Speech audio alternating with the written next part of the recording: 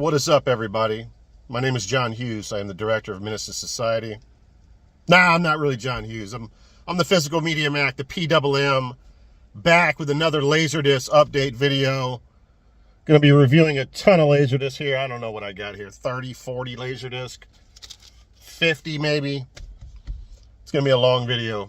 Going to try to keep it under an hour. I only have 50 minutes on my phone. I'm fighting the sun, so we might relocate to a different area. It all depends. I got a towel hanging here blocking the sun.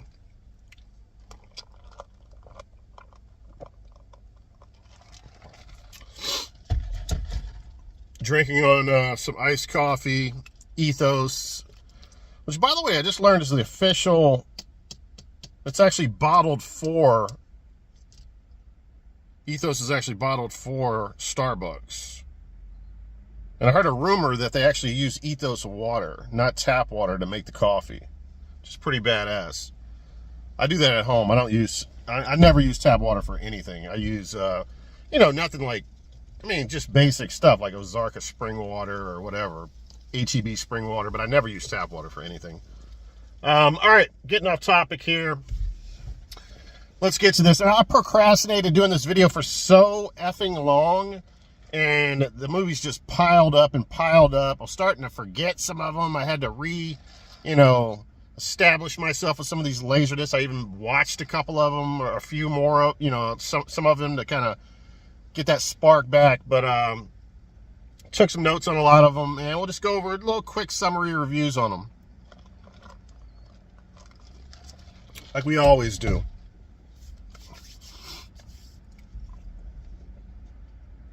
Oh yeah, I forgot to say. I should have said this. I am the Physical Media Mac, the only man in the world that owns body armor on Laserdisc. Yeah, that sounds good. All right, first up here.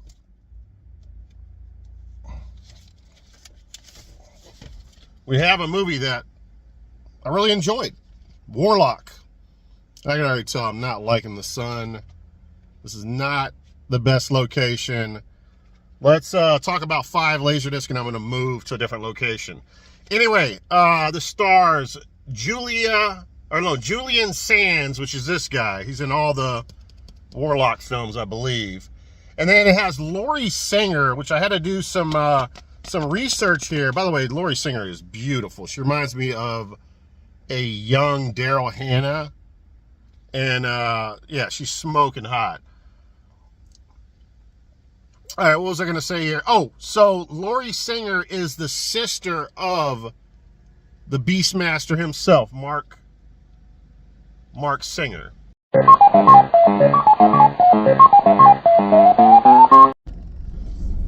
right, guys, sorry about that. I had to leave locations because, the business that I was recording in the parking lot was all 100% closed, right? But, of course, the landscapers come to do the fucking lawn that day. Anyway, we're at my go-to spot, the car wash. I used to think this car wash, because it's so run down, was closed. And then I recorded here before, and I'm going through like 30, 40 discs, and people are coming in and out, vacuuming their car, washing their car, and I'm like, it's kind of an uncomfortable feeling. It's kind of like, going to Chuck E. Cheese without kids. You know what I'm saying? All right, here we go. Let's finish this up here. Anyway, Lori Singer, Mark Singer's sister, smoking hot. And, this came out in 1989. And basically, the son of Satan, which is this guy right here, Julian Sands, travels across time from the 17th century into modern times. I think it's like the 80s, which is really cool. It's got the 80s aesthetic. And crashes through Lori Singer's condo window or some shit, and I guess traveling in time took a lot out of him. And it's strange because that Lori Singer's character actually heals him up. She doesn't realize that he's the son of Satan, and then by the time he heals up, he goes and he just starts killing people. It almost turns into a slasher film. He kills a gay guy at the beginning of the film by kissing the guy and ripping his tongue out. And then he spits it on the guy's cooking in the kitchen, and he spits his tongue out on a hot stovetop. Pretty fucking hilarious. Anyway, yeah, good film. I enjoyed it.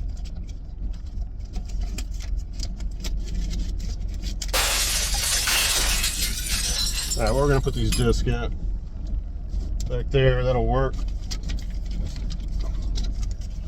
All right, next up here, we have a movie that took me by surprise, The Resurrection. And yes, this is the guy from the head vampire from Fright Night. And I always admired his portrayal of a vampire. I thought he's one of the best vampires of all time. This came out in 1991. Okay, I was interested in this movie for two reasons.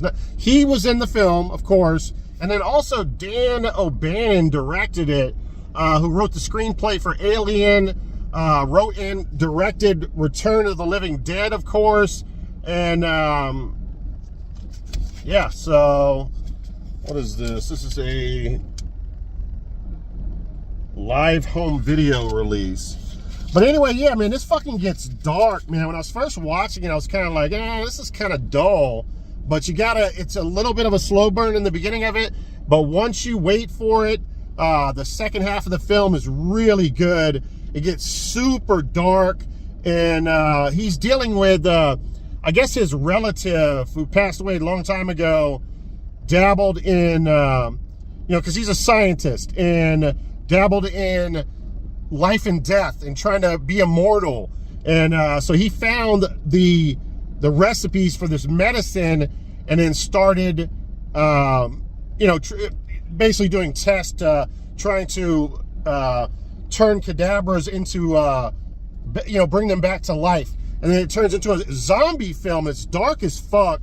And he's mostly like mundane the whole film, but towards the end he turns into an evil fucking bastard, and it's really good, man. Really enjoyed this one. Underrated. Not a lot of people talk about this one, Resurrection. Definitely pick it up.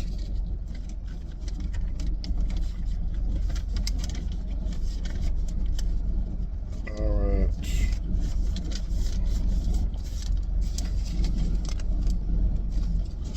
I won't talk about the two next movies too much.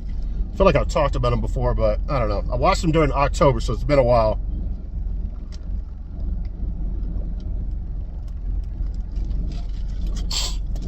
But that being said, I've always been a fan of the Children of the Corn series. And this is Children of the Corn 2, The Final Sacrifice. And, 1992 Paramount release. This is a direct sequel to the first movie. It picks up right where the other movie leaves off. Kind of like Halloween did with Halloween 2. It's that much of a smooth transition. And, what else? I mean, this is just good, stupid fun, man. It's one of the trashier Children Corn movies. It's got really good kills in it. And, yeah, man, highly recommend this one. The Final Sacrifice. Directed by David F. Price.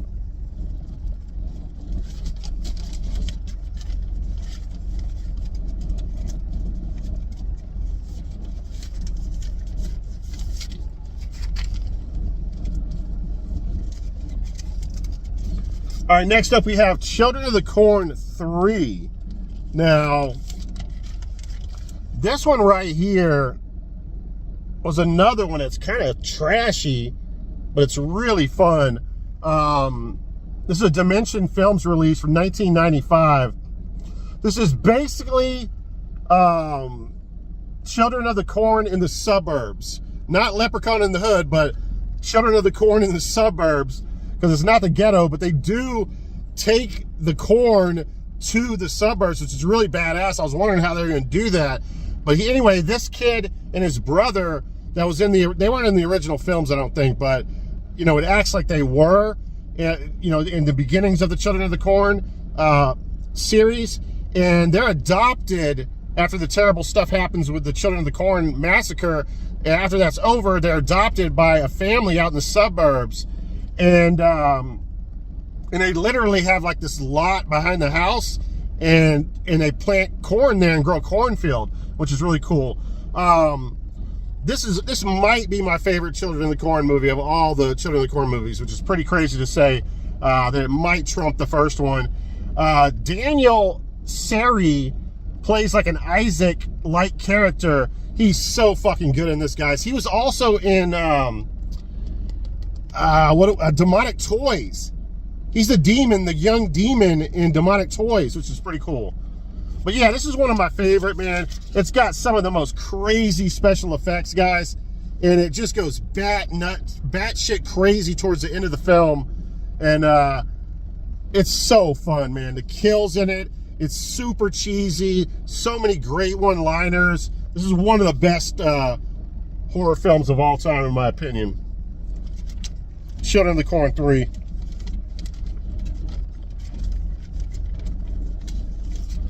I know I don't have a lot of time on my phone, so I'm trying to rush through this, and I'm starving too. It's fucking 1:51 and I haven't eaten yet, which is kind of bad planning on my part. All right, next up here, we got sci-fi trash at its best, guys. The Borrower. This is a Canon video release from 1991. And this is just some great sci-fi trash. This is up there with some of the better sci-fi trash films. This alien is sent to Earth because he did something wrong on his alien planet. So you decide as his punishment to send him to Earth, but his head will explode in a certain amount of time. So he has to go around decapitating humans and putting their head on his neck. I know it sounds pretty crazy, but it actually works really well. I mean, Rae Dawn Chong is in this. I love her, man. She's so beautiful. Always had a crush on her coming up. But yeah, man, this is some really good shit, man. Definitely highly recommend this. It's got some great special effects, The Borrower.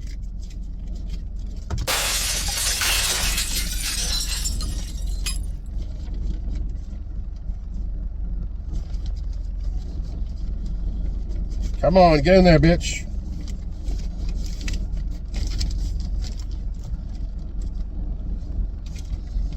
All right, next up, shout out to Sammy, because I think I bought this from Sammy. The King of the North, the Laserdisc King of the North. Shout out to my boy Sammy. All right, we have Watchers 2. Speaking of Mark Singer, Laurie Singer's brother, this is Watchers 2, 1990 IVE Concord release. And yeah, this is just B-movie goodness, guys. Of course, the first film had Corey Haim in it. Rest in peace to him. And this is basically kind of replaced. Mark Singer kind of replaces Corey Haim to a certain extent. He's the star now. Tracy Scroggins, who is like a B-movie legend and one of the hottest B-movie chicks that have ever faced the fucking, or ever born into the face of the planet. She's smoking fucking hot. I'm a blonde guy, but man, holy fuck. God, I wish she had blonde hair. I'm sure she did at some point in her life. Now, I'm getting off topic here. The Golden Retriever is back in this film. The Hideous Monster is back in this film. So it's pretty much the same shit as the first one. Just continues off where that one left. And yeah, good sci-fi goodness here.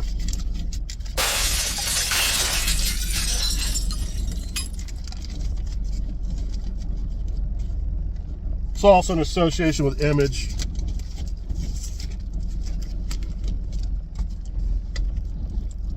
Some ethos.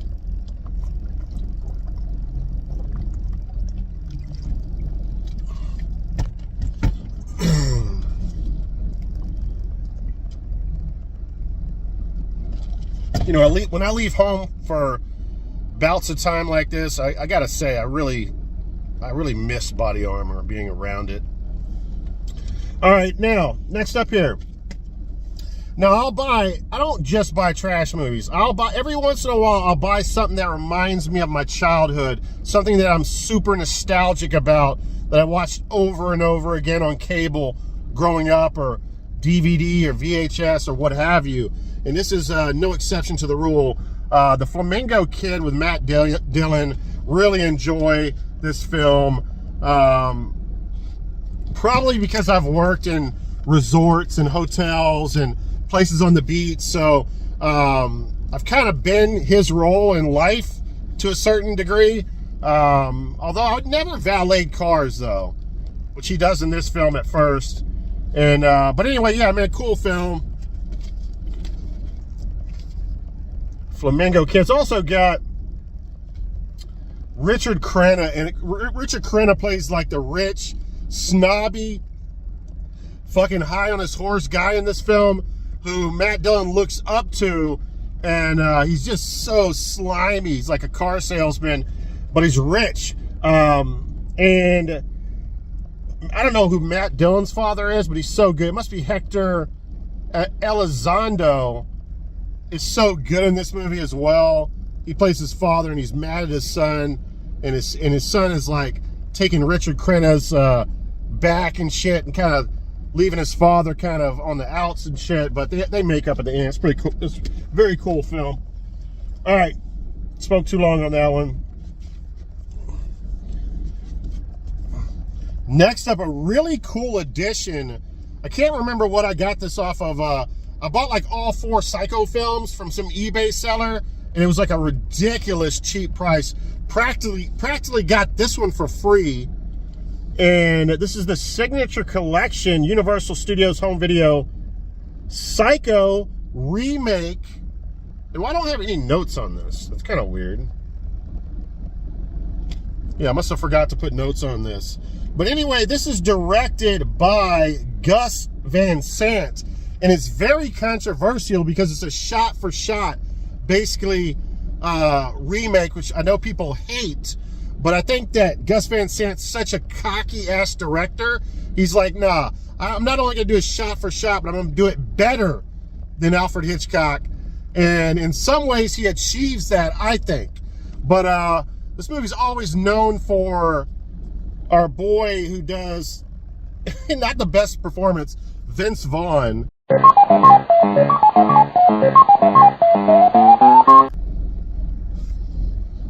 Alright, so yeah, Vince Vaughn is in this. Sorry about the jump cut there, guys. And Viggo Mortensen's also in this, and then that chick, I can't think of her name. The chick with blonde hair. Didn't like Ellen used to bang this chick or something? I think so. But anyway, really cool edition here. 2 discs. It's got a bonus disc. And it has, I think there's a commentary track, and then also, you know, how the movie was made and everything, and interviews with Gus Van Sant. So really cool collector's piece here. Definitely happy about picking that one up on the cheap for sure. All right, the king of body horror. I was about to say body armor. The king of body armor, David Cronenberg. Holy fuck, that shit's on my mind. Dead Ringers. This is a good film. You know, I would recommend it to people, but I'm not like overly crazy about it.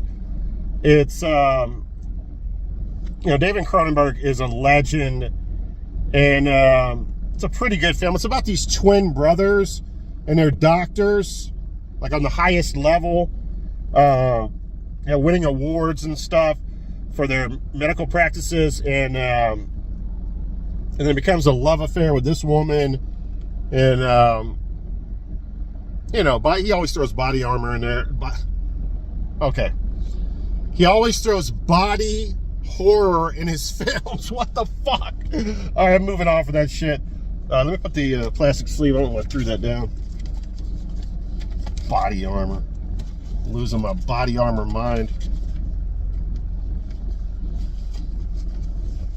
So let me just put it to you this way.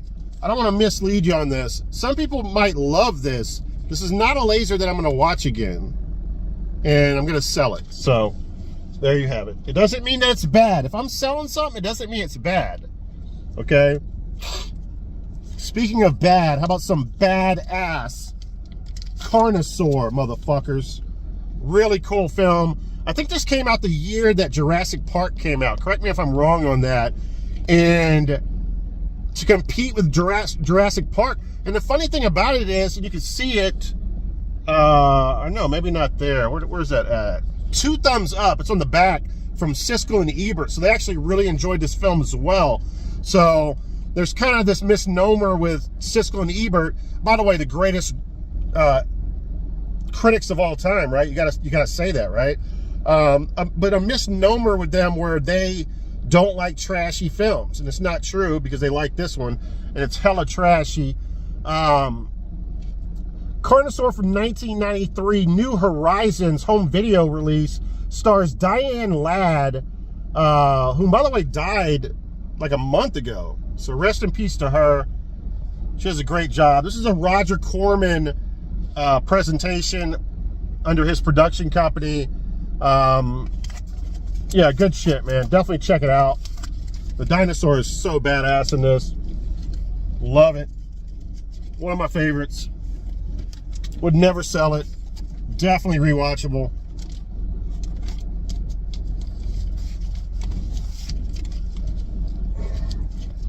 Oh, okay, this one right here. I watched this movie last night, and man, this is one of the best action movies I've ever seen, guys.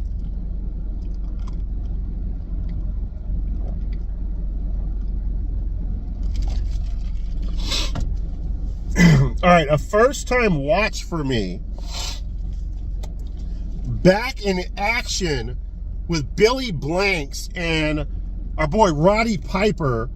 And I think they've done a few films, possibly like 3 films on laser, 2 or 3 on laser for sure. And I can't imagine any of them being better than this, man. This is fucking such a badass film. Billy Blanks, I've only seen like probably about 3 or 4 Billy Blanks movies. He is so fucking badass in this film, and like in a dark fucking way, man. He's almost evil, trying to protect his sister. Like, he'll do anything to protect his sister, and he's like killing people when he doesn't even have to kill them. I mean, it gets fucking dark. Speaking of dark, they're both like dark good guys, because Roddy Piper actually has to, you know, the whole scenario where someone does something so bad, and the cop, if he kills them, the cop goes to jail the rest of his life. So usually the cop will do the right thing. Not in this film, guys. He gets fucking dark as well. So, yeah, I mean, the action sequences are insane in this film. I didn't take any notes on this. So MCA Universal Home release says 1 cop, 1 vigilante. Alone, they're unstoppable. Together, they're invincible. Yeah, one of my favorite action movies of, let's just say, the last year. This was a very, very top tier action film, guys. And again, Billy Blanks really impressed me, man. He's one of my favorite actors now. He's much better than Roddy Piper in this one. I'm telling you, he fucking really takes the spotlight away from Piper in this film. Not that Piper's bad, I love Piper, but it's just one of the best Billy Blanks performances I can only imagine in any film that he's been in.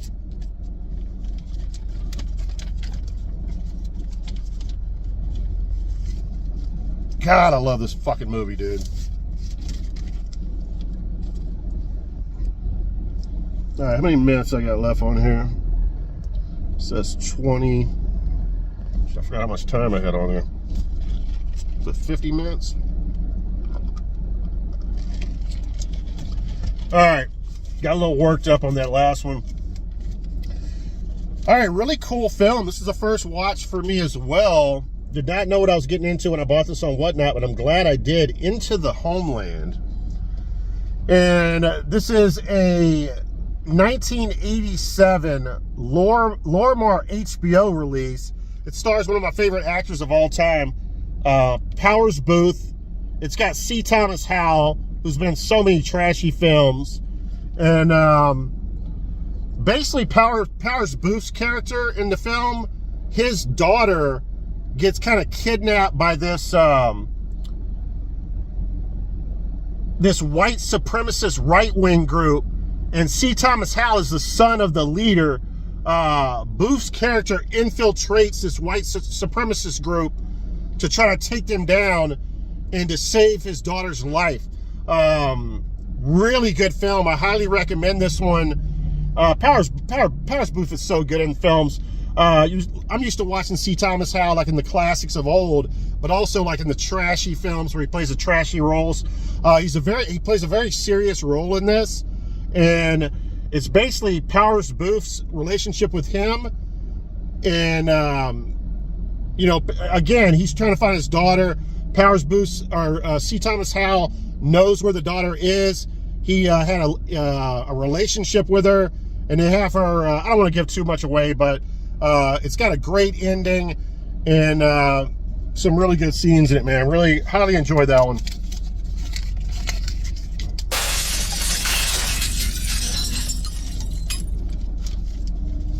Kind of the surprise of the lot of the movies that I've watched in the past couple of months.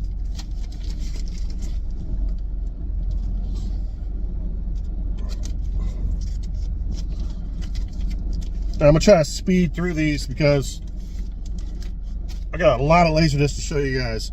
All right, Hidden Obsession with Heather Thomas is smoking hot. Jan Michael Vincent, who's probably the greatest actor of all time. This is an MCA Universal release. Came out in 1993. And let me tell you something, guys. Heather Thomas is known in the industry as kind of a tease. She will not show her breast off. She will not get naked. And so you don't get nakedness in this, which it kills me because it has a trashy side to it. If you put the nakedness in there of the hot-ass Heather Thomas at the time, I think it takes the movie up another notch. It's still fun. Basically, something happens to her. She's a news reporter. Hopefully I'm not mixing this up with another movie. Something traumatic happens there. She takes some time off and goes to a cabin in the woods. Unfortunately, there's a serial killer that broke out of a mental asylum, something of that nature. And I won't reveal who that is. But all of a sudden, a Jan Michael Vincent knocks at her door. She asks no questions. She lets him in, which is pretty crazy. But, you know, it takes a while for this to get going, kind of a slow burn.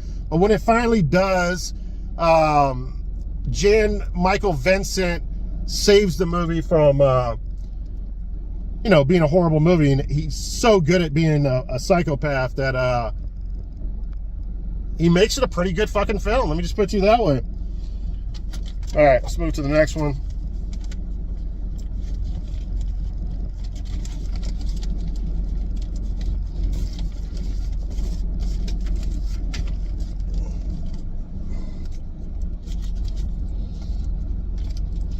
All right, this is an interesting one right here. Came out in 1989, Curfew, Home World Video and Image Entertainment release. And basically in this movie, these are brothers, and one of them has he's kind of slow, he has mental issues.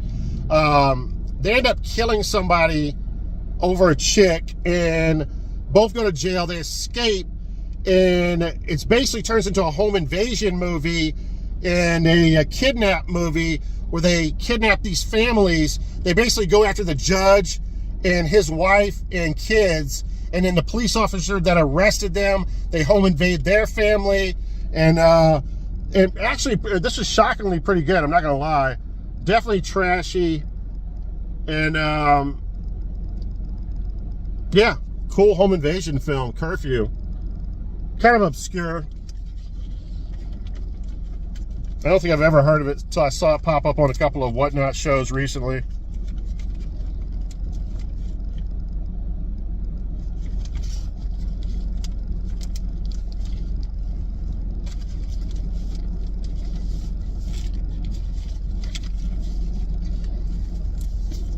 I mean, they torture like the families and stuff. Like, you know, they dress up like they're in court and stuff, and break glass on the ground and make the judge walk over broken glass. All these little torture techniques is pretty cool in the film. All right, I'm not going to talk a lot about this movie because we don't have a lot of time, and this is one of the greatest fucking horror movies of all time. So if you don't know about this film, then I don't know, you're sleeping under a rock. 1986 has got famous Tom Atkins in it. TriStar Movies HBO release, Night of the Creeps. One of the best alien zombie mix films of all time. So fucking good.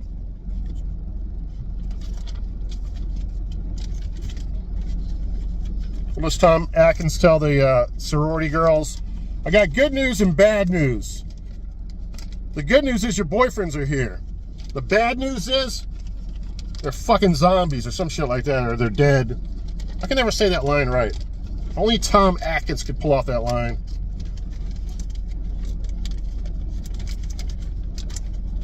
Oh my God, I can't even get this in the plastic. All right, next up, let me take a sip real quick.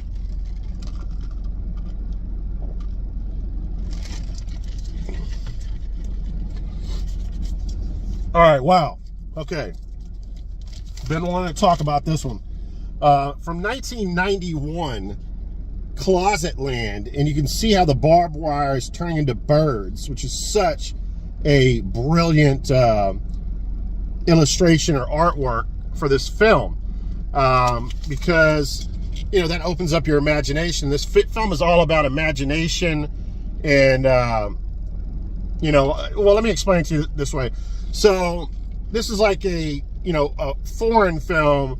What country is this in? I think it's like in Germany or somewhere where they would get away with shit like this, where they can just snag you out of your house, which they do to Madeline Stowe's character.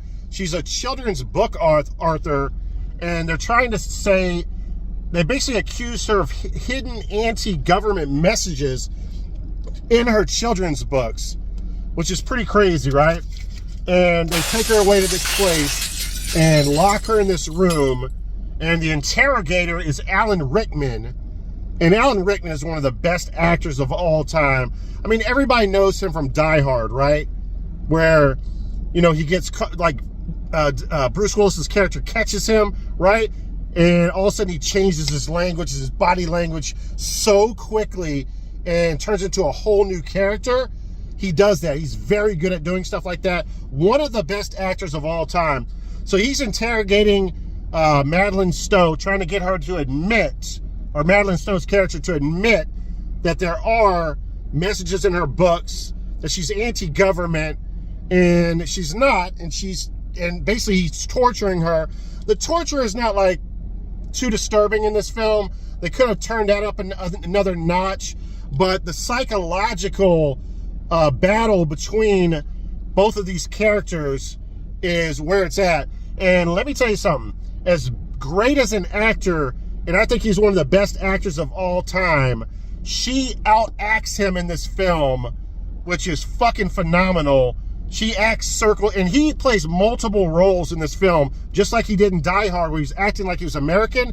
He does this in this film as well. He plays 3 different characters. Why am I putting up 4? 3 different characters, and she still outacts him.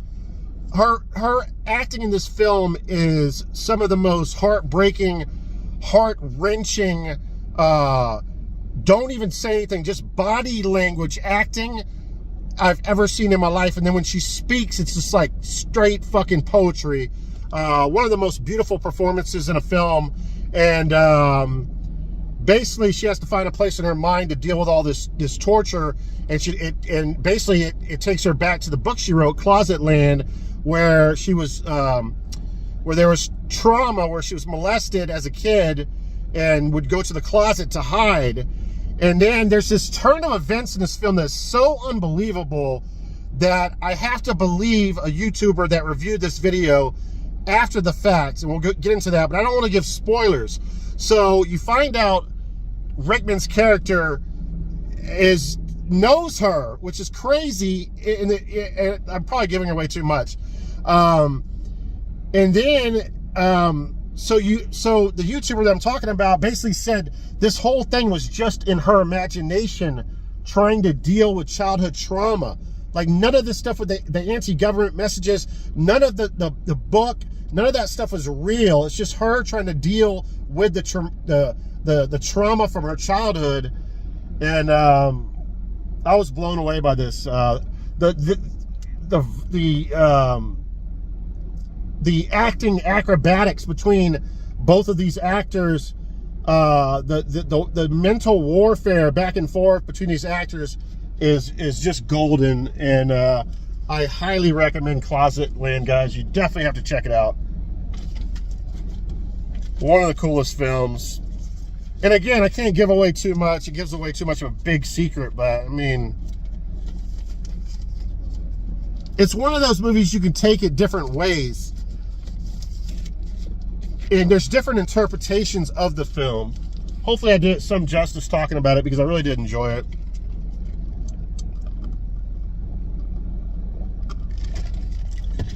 Let me see how much time I got left. All right, I got about 20 minutes. I'm trying to race here. And then I'm gonna have to delete stuff off my phone. And there's no way I'm gonna go through all these movies. Okay, speaking of trash, this is one of the trashiest films that I've watched in the last couple of months. And this is a top recommendation by the Physical Media Mac, the PWM. Tomcat with Richard Grieco. And this is a 1993 film, Republic Pictures, which puts out so many fucking great movies. Again, starring Richard Grieco. This is very spicy, this film, between Grieco and the chicks in the movie. Basically, this doctor tries to help him because he's got this weird life-ending disease. And she's doing research with animals. And she basically takes a cat and does like a brain transfusion, I think, with Richard Grieco's character. I mean, the scenes where they're showing him with his basically his head cut off, and you can see his brain, and then a cat's laying on the table with its fucking head, you know, its top cut off, and you can see the cat's brain, and there's tubes going to his fucking head, and blood's going back and forth. I'm telling you, it looks so fucking badass. And I can only think that they use actually dead cats to film it because it looked too fucking real. But it's one of the more trashier scenes of any movie I've ever seen. The cat transfusion scene. They could have made this movie so much better. I love it, but they should have played upon all the cat reflexes and the things that cats can do. They did it a little bit in the film, but they could have done it more. But basically, he starts having superpowers. And after this cat transfusion, the next thing you know, it's almost like he's Batman. He's like on the top of fucking skyscrapers looking down on the city. And which I don't know why, like cats wouldn't climb a skyscraper. It makes no sense. But anyway, he starts killing people. It turns into like a slasher, a cat slash film. Man, it's such a good movie, man. There's a really good scene between him and this chick. Where she falls from like this these heights and stuff. It's really filmed really well. It doesn't get any trashier in this film. Tomcat, I can't wait to watch this movie again. Highly recommend it. Top tier trash, guys. So good.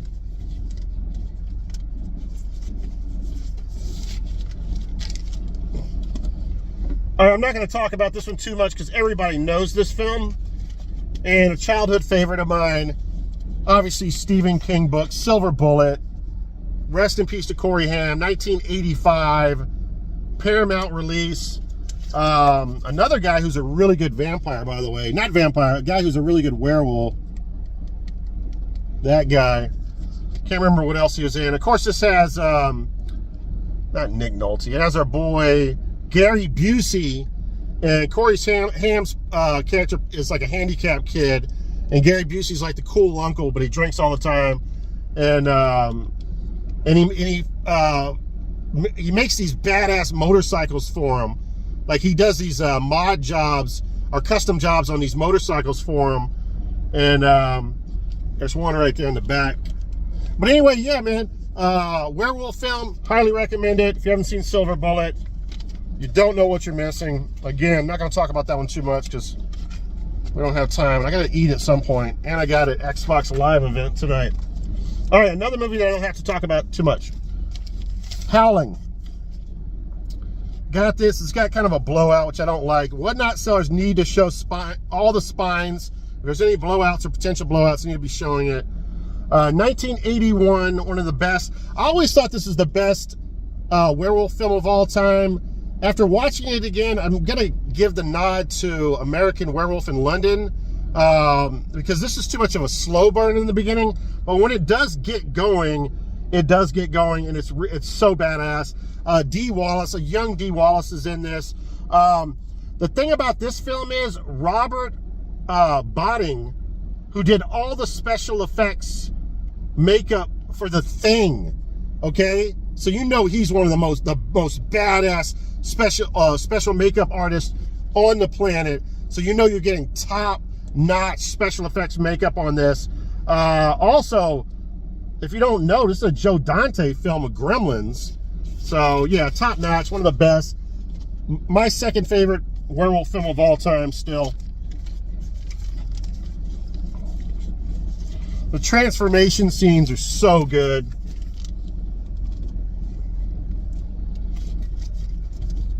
All right, next up we had the Richard Grieco film, and now we got Strays, a killer cat film. 1991 MCA Universal. Tim Busfield is in this, as I like as an actor. He was in Trucks, the other Stephen King movie, which is basically Maximum Overdrive, like a ghetto version of Maximum Overdrive. Anyway, yeah, I always like him. He's a good lead.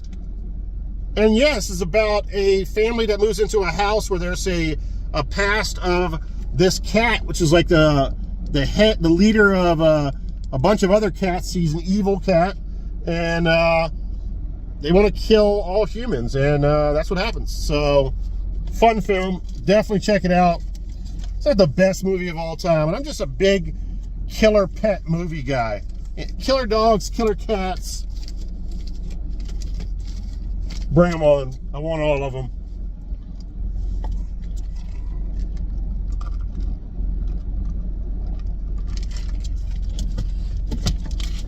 All right, very interesting film right here. It's kind of like this is basically a Yakuza film, 1994. Blue Tiger, stars Virginia Madsen, and basically her 5-year-old gets killed in the crossfire of a Yakuza hit. Now, the only thing that confuses me about this movie is there's no explanation of her being a badass in a past life, or that she does anything that she would be a badass, but for some reason she is a badass because she infiltrates the Yakuza after this to get revenge, and basically finds a strip club or bar that the Yakuza frequents, and gets the same tattoo as the killer, which is this dragon, this big magnificent dragon tattoo, to get her closer to the killer. And yeah, it's a revenge film. It's got a real nice cover to it. Feels different than most Laserdisc. And the edition has all these like shiny pictures. It's really a nice edition. And yeah, I would recommend it. Good shit.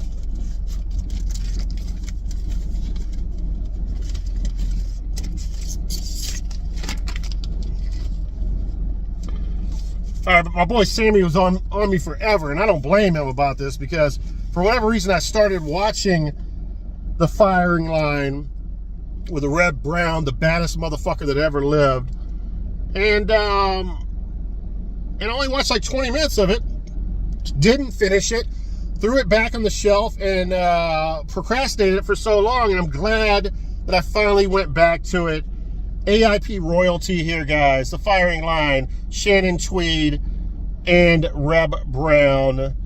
The shortest distance between life and death is The Firing Line. It's a 1988 AIP release. And yeah, it's a badass like war film. And Reb Brown's great in it. Shannon Tweed is smoking hot in it. And yeah, I like their chemistry.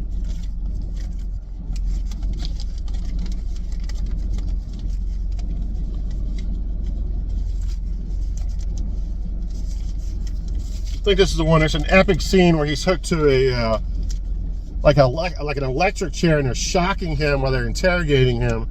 And he's screaming like a wild banshee. Some classic Red Brown shit. All right, killer crocodile film here, really good one too, and an 80s film at that. And this is Dark Age from 1987, and a young John Jarrett is in this. And if you don't know who John Jarrett is, he's been in a lot of shit, but he's the killer from the Wolf Creek franchise. And so basically he's a park ranger, and there's these indigenous people fucking speak for a moment, that are in that area, because this is Australia, and they like worship the crocodile and don't want you to harm it, but this massive fucking crocodile is out there killing everybody. So John Jarratt has to go with the it's not Indonesian, the Australian people from the, y'all know what I'm talking about. Anyway, really good killer crocodile film. They use some practical effects in this. Death is only one bite away. John Jarratt versus a giant fucking crocodile. And the black people from Australia. How about that? How could you go wrong? All right, let me check the time. All right, I'm gonna go 2 more, and then I gotta erase some videos off of my phone. All right, so next up, I think this was somebody on Whatnot threw this in as a givey to me. And, you know, I love baseball, right? So I decided I'd watch it. And I'm also a huge fan of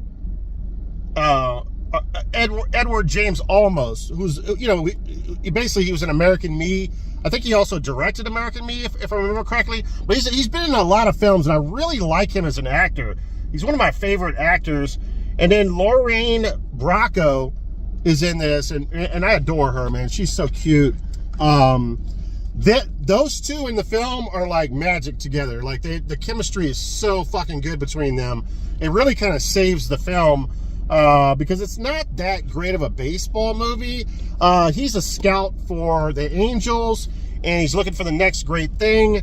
Their car breaks it down in the middle of nowhere, and they magically walk up on a park where this kid's playing, and they find him. So the baseball gods were looking down on him.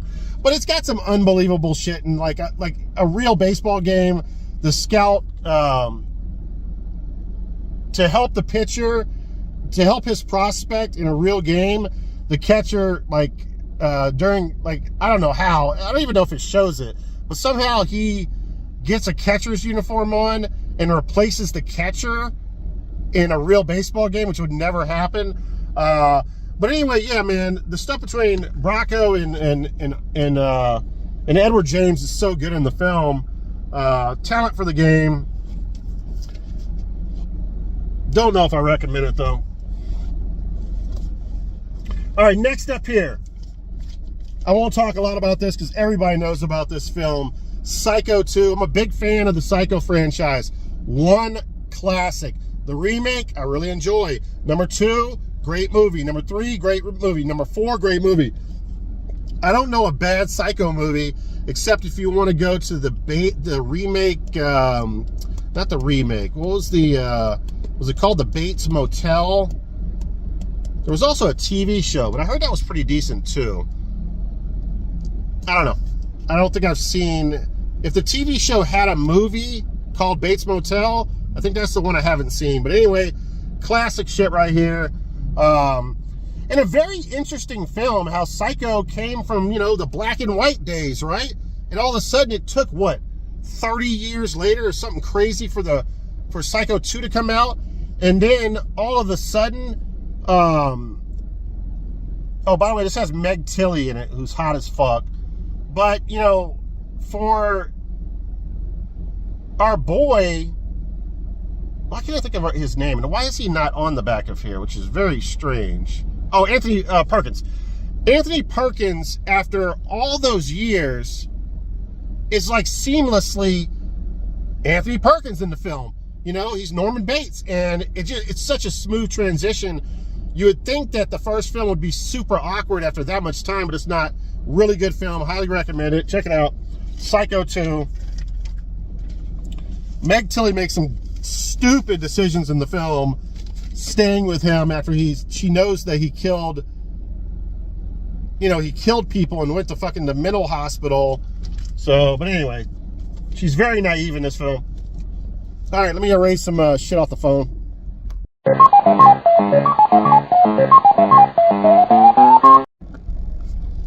All right, the next film here kind of reminded me of Deliverance, man. It's kind of, it's one of those movies where rednecks keep fucking with you every step of the way. Wings Hauser stars in this one, And this is a 1984 Vestron video. It's got Wings Hauser, like I mentioned, but it also has Bo Hopkins in it, who's another B-movie legend as well. The residents of a small Midwestern town of Goodland casually go about their daily business, unaware of the danger that lurks below. At first, the unusual disappearance of a few visitors goes unnoticed. Then the reality of the threat becomes apparent as the once crowded streets suddenly become deserted. Bo Hopkins and Jennifer Warren star in this ghoulish tale of toxic terror as a nearby chemical plant's illegal dumping of deadly waste finally takes its toll, transforming its victims into crazed mutants that crave human blood to survive.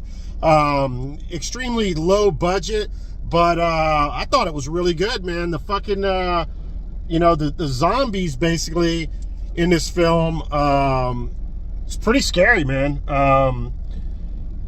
Very dark film. Wings Hauser obviously does good in it. Bo Hopkins is always great and everything. And definitely recommend this one. I don't have too much to say about it, but yeah, it's one of those films where people are throwing nuclear waste in like the water system or in the gutters and shit, and bad shit starts to happen.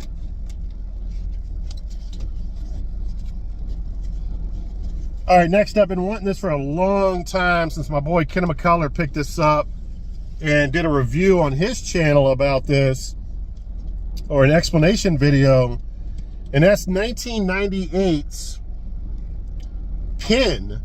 This is a world video image release, and it's about basically an anatomy cadaver, which is really creepy. And it's about this family that has these two siblings, a boy and a girl, brother and sister. Their relationship is super weird in this film. And the dad's a doctor, and he teaches using this anatomy cadaver. And this is like a real anatomy cadaver. It even has a cock, which is this creepy fucking scene where the boy, so the kids think this thing is real. And the dad, the doctor, talks in a ventriloquist voice when he's teaching them lessons and stuff. So they think this motherfucker's real. I think the daughter is kind of like, no, that's him. But the son falls for it 100%. So there's a scene where the son goes in there. His dad's not in there. He doesn't know that. He sneaks in there to talk to Penn. And all of a sudden, a nurse comes in. So he hides real quick. And then the nurse fucking bangs the cadabra. That's when you realize he has a real penis, which is pretty shocking. An unexpected visit to the most terrifying place. This is mostly like a psychological film. It's really well done, man. Very different than all the horror movies that were coming out around the time. And kind of reminds me of that movie Fear, with the wooden dude who's fake as well but comes to life. It's very similar to that. That's the only other film I can really relate to it. But yeah, I thought this was a good film, man. Highly recommend this one. And basically what happens, just to explain, the dad and mother get in a terrible car wreck while this cadaver's in the back seat. So he may have something to do with the family dying. And then I think the siblings are old enough to kind of take care of themselves. But so they take the cadabra back to their house, and the son and by the way, the son plays I can't remember his name in the film. He's really good in it. But he starts obsessing over Penn and talking to him and just becoming a nut. And one of the funniest scenes in this is whenever their family dies, there's a moment of comedy when they're sitting in the living room. I grew up with black friends where the black families, these are church-going families, you always had plastic on their furniture to protect their furniture. And then like in Coming to America, you see the guy with the Jerry curl goes back and gets Jerry Curl juice on the couch.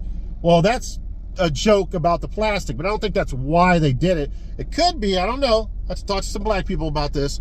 But anyway, so they're sitting after the family dies in this horrific car wreck on plastic, conversating about the rest of their life.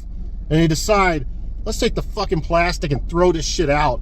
So they get rid of the plastic and they sit on the couch and they're laughing about it. So it's kind of a cool scene.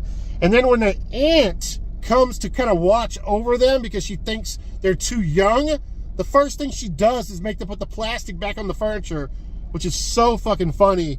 And let me just put it to you this way. Bad things happen to the aunt. Spoiler. I went on way too long about that on that film. I'll try to be quicker with the next one. I enjoyed the next film, but it didn't blow me away. David Bradley, obviously, he's a B-movie legend. He's in such great movies. I think I like the chick in this as well. Would be Elizabeth Grayson. But anyway, he's like a security guard for this high-rise office building, and this girl's working late, and she's the last one there. He puts everything on lockdown because he's in love. He's obsessed with her, and he's a nutto, or a nutty guy. And yeah, the movie's about him trapping, actually it's her and her boyfriend in this you know, high security office tower.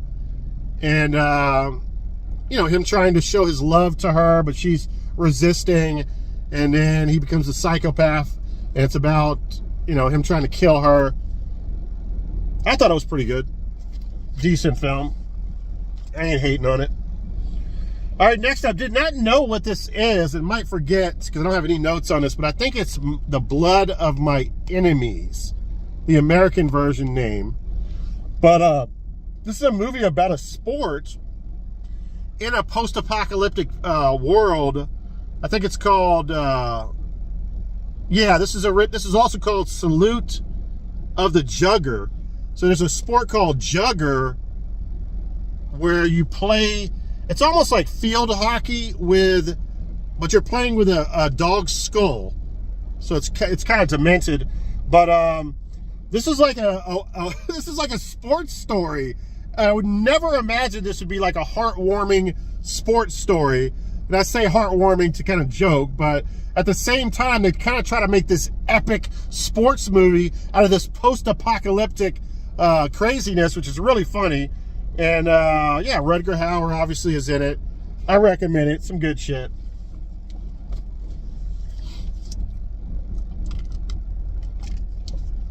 All right, we finally come to the time. One of the worst horror movies of all time. I just found out that there is one more sequel to this, and I have like all of the Howling films, and I do adore the Howling films, don't get me wrong. And I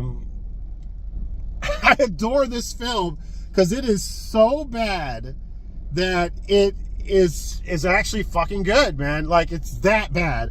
But I'm not gonna lie to you, if you don't like stuff that is an absolute train wreck and is absolutely has nothing to do with werewolves, and that will piss you off, you might not want to watch this, because there's literally probably 20 seconds of a werewolf in this fucking film, and I'm not playing around with you.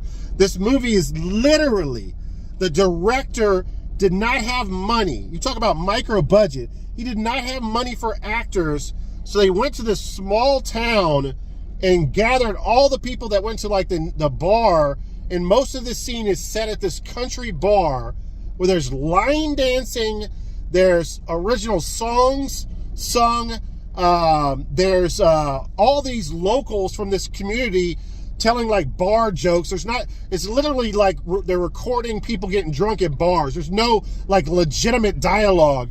It's the craziest thing I've ever seen in my life. Early on in the film, you don't see the werewolf, but you see like from a first person, like you're seeing from his eyes. Now, I don't know if you guys have ever played the Nintendo, what's the fucking Nintendo thing back in the day where you had to put the the fucking glasses on, and you would see like red.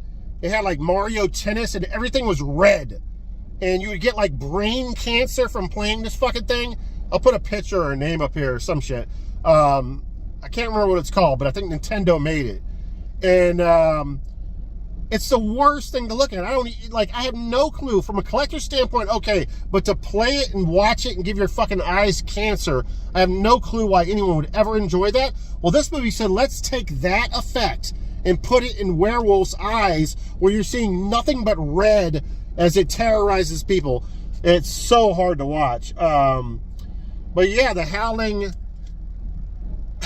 New Moon Rising, this is, and the fucking, when you do, like, okay, if you're going to show 20 seconds of a werewolf, it better be the best fucking werewolf of all time.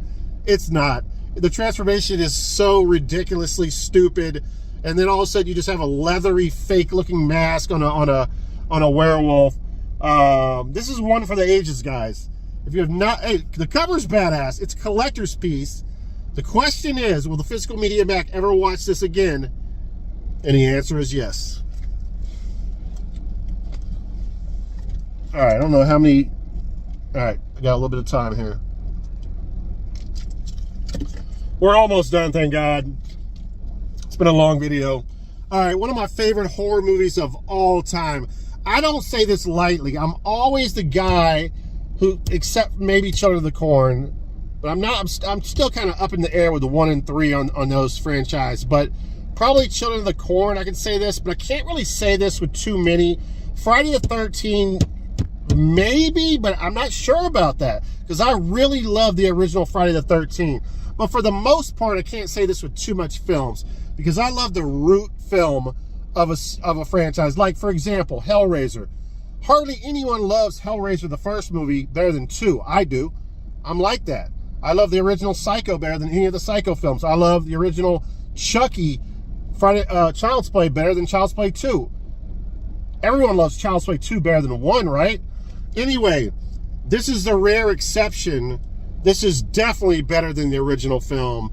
It's like Don Coscarelli got a gazillion dollars more with the same ideas and building upon the great concepts of the first film. All of a sudden now he has money to throw away, and the practical effects and the fucking cinematography is taken to another level.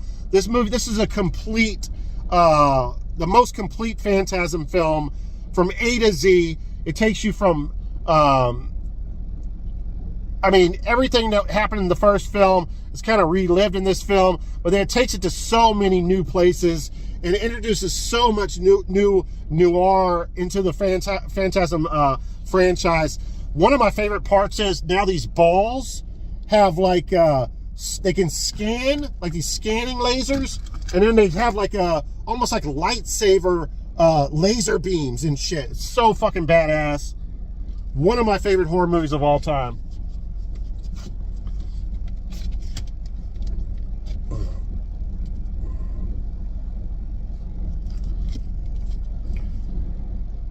All right, listen, I adore Fred Williamson. I think you can honestly say he is one of the, you got to probably put him in the top 5 B actors of all time. And I don't say that lightly. He could be number 1, but definitely in the top 5 for me. And this is a pretty good film. I enjoyed it. It's not my favorite, but Steele's Law, I would still probably recommend it. And I'm not going to get too much into this. Oh, Bo Svenson's in this as well. Was always good in films. Bo Svensson and Fred Williamson's chemistry is really good in this film. I've seen them in a few movies. But basically, he's hired. He's this badass cop that's always getting in trouble. And he's hired by the FBI to protect a dignitary that's in town from, I think, Iraq or the Middle East. And the guy that's trying to kill this guy from the Middle East is an enemy of Steele's that I think got released from prison on a technicality or something like that. So it ultimately culminates in a showdown between Fred Williamson and this guy. Pretty good shit, man, as far as Fred Williamson stuff goes. And speaking of Fred Williamson, we're going to end this with a movie that's much better. It's one of my favorite Fred Williamson films of all time, Black Caesar, where Fred Williamson becomes just that, Black Caesar, the kingpin of this drug operation. And yeah, one of the best, cheesiest B films ever made. Fred Williamson is the best in this movie, guys. Definitely check this one out if you've not seen it. I love this movie. I am very excited to see Black Caesar 2, and I think there's a part 3 as well. There's a franchise to this that I'm dying to watch, but I'd be hard pressed to believe that any of those films are better than this. This is top tier, guys. Black Caesar, and that's it. I don't know how many Laserdiscs that is. I'm hungry as shit. Thank you for checking out the video. I'm the Physical Media Mac, the PMM. Those are my Laserdisc reviews for the last couple of months. Hopefully I won't take too long to do my next batch of reviews, but I'll see you guys on the flip side, and have a great weekend. Talk to you guys later.